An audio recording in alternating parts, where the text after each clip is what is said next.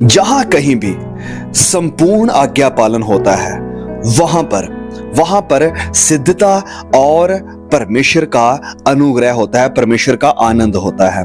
जैसे कि हम ग्रहों में देखते हैं, अगर हम तारामंडल को देखें, परमेश्वर की बनाई हुई रचना को देखें, आसपास हमारी कायनात को देखें, तो ये सब कुछ हम देखते हैं कि सारी चीजें परमेश्वर की आज्ञा पालन में हैं और वह परफेक्ट हैं और वह खूबसूरत हैं।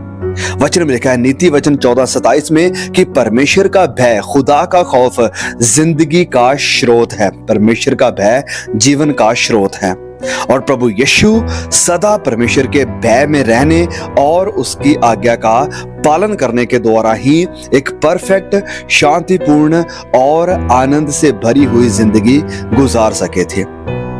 जब यीशु पृथ्वी पर चले तो लोगों ने स्वर्ग का जीवन उसमें देखा, प्रभु यीशु में देखा।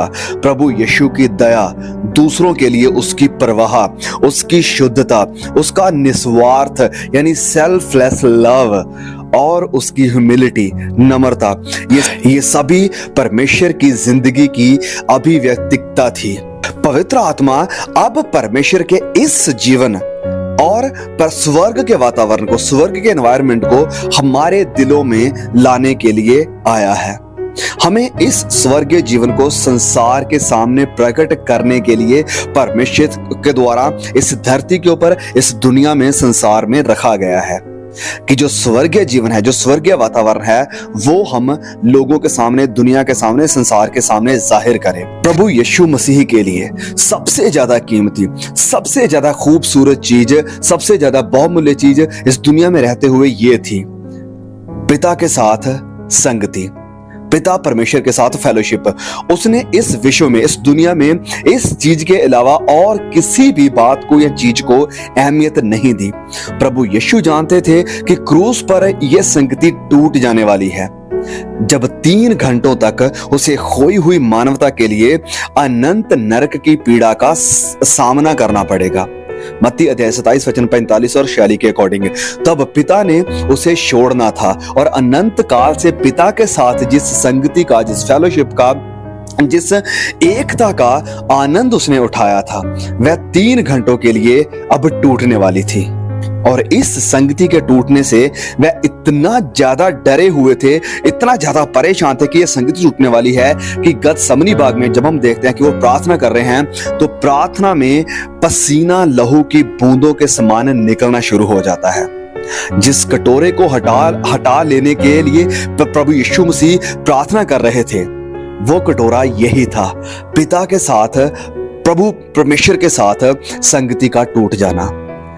प्रभु यीशु के पीछे चलने का मतलब है परमेश्वर की संगति को वही वैल्यू देना, पिता के साथ फेलोशिप को वही मूल्य देना, वही वैल्यू देना जैसे कि प्रभु यीशु ने दिया था। तब पाप, तब गुनाह, तब बुराई हमारे लिए एक बहुत ही भयंकर चीज हो जाएगी, क्योंकि ये पाप, बुराई, गुनाह हमारी पिता के साथ जो फेलोशिप है उसे तोड़ती है।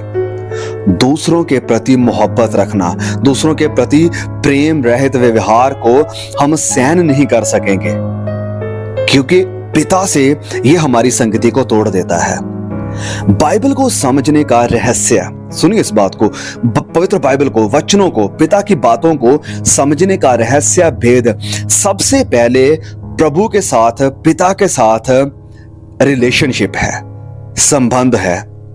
पवित्र आत्मा हमें उन बातों का अर्थ, उन बातों का मतलब समझा सकता है जो उसने अपनी प्रेरणा के द्वारा परमेश्वर के वचनों में यानी पवित्र बाइबल में लिखी है। पवित्र आत्मा ही हमें ये बातें सिखा और समझा सकता है। इसलिए उसके साथ वैसे ही चले जैसे कि शुरुआत में प्रभु यीशु मसीह के शागिर्द चलते थे, और अपने अंदर ये लालसा रखे कि वह आपके साथ भी वैसे ही बातें करे। तब आपकी भी आंखें उनकी तरह खुल जाएगी और आपके भी दिल उनकी तरह जलने लगेंगे। परमेश्वर ने हमारे जन्म से पहले ही हमारे जीवन के लिए एक परफेक्ट प्लान बनाया हुआ है, एक योजना बनाई हुई है। दाऊद अपने खात्मे यानी भजन संहिता में लिखते हैं कि प्रभु तूने मुझे जन्म लेने से पहले ही देख लिया था और मेरे जीवन के हर एक दिन को निर्धारित किया था। इससे पहले कि मैं सांस लेना भी आरंभ करता, मेरा हर एक दिन तेरी पुस्तक में दर्ज किया गया था। प्रभु कितना मूल्यवान है ये जानना कि तू मेरे बारे में लगातार सोचता रहता है। वाह, दाऊद लिख रहे हैं कि ये कितना मूल्यवान है, कितनी बड़ी बात है इस बात को जानना कि तू मेरे बारे में लगातार सोचता रहता है। मैं ये गिन नहीं सकता कि दिन में कितनी बार तेरे विचार मेरी तरफ मुड़ते हैं, मेरी तरफ। और जब मैं सुबह उठता हूं तब भी तू मेरे बारे में सोच रहा होता है। भजन संहिता 139 वर्स 16 to 18। वाह, परफेक्ट वचन। और ये वचन हमें यह सिखाता है कि आपके जीवन के प्रत्येक दिन के लिए परमेश्वर के मन में एक परफेक्ट प्लानिंग है, परफेक्ट योजना है। आपके पैदा होने से पहले ही, आपके पैदा होने के लाखों साल पहले ही उसने पहले ये लिख दिया था कि आपके माता पिता कौन होने वाले हैं, आप किस देश में, किस जगह में पैदा होने वाले हैं, जिन परिस्थितियों हालातों में वह आपको मसीह में लाने की व्यवस्था करेगा।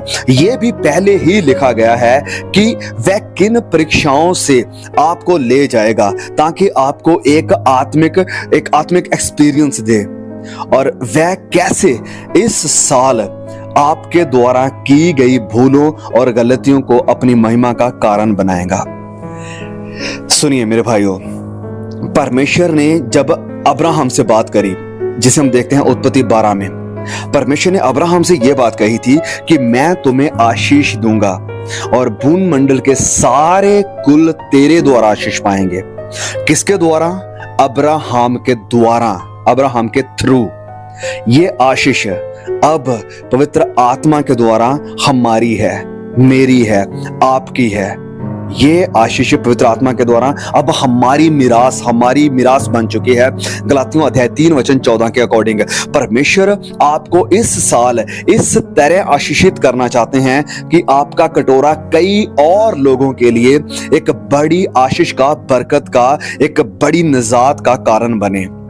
इस साल आपके रास्ते में आने वाले हर एक व्यक्ति को आशीष देने के लिए परमेश्वर के अभिषेक में आप संपूर्ण होते जाएं। परमेश्वर की सामर्थ, परमेश्वर का अनुग्रह आपके ऊपर है और वो चाहते हैं कि आप इसे अपने पास ना रखें। इसलिए जिन आशीषों को आप प्राप्त करते हैं, आप रिसीव करते हैं, वो चाहे किसी भी तरह की आशीष हो सकती है। पैसे की आशीष, परमेश्वर के वरदानों की आशीष, वचनों की आशीष, वचनों की नॉलेज की आशीष, किसी भी तरह की आशीष हो सकती है। जिन भी आशीषों को आपने रिसीव किया है परमेश्वर से, उन्हें औरों के जीवन में भी उंडेलते रहिए। अगर आप स्वार्थी होकर, अगर आप सेल्फिश होकर परमेश्वर की आशीष केवल खुद के लिए ही रखेंगे, केवल खुद के लिए ही रख छोड़ेंगे, तो रात भर रखे हुए मन्ने की तरह उसमें बदबू आने लगेगी। और जो दूसरों की खेती सींचता है, जो दूसरों का हाथ पकड़कर उठाता है, उसकी सिंचाई खुद परमेश्वर करते हैं।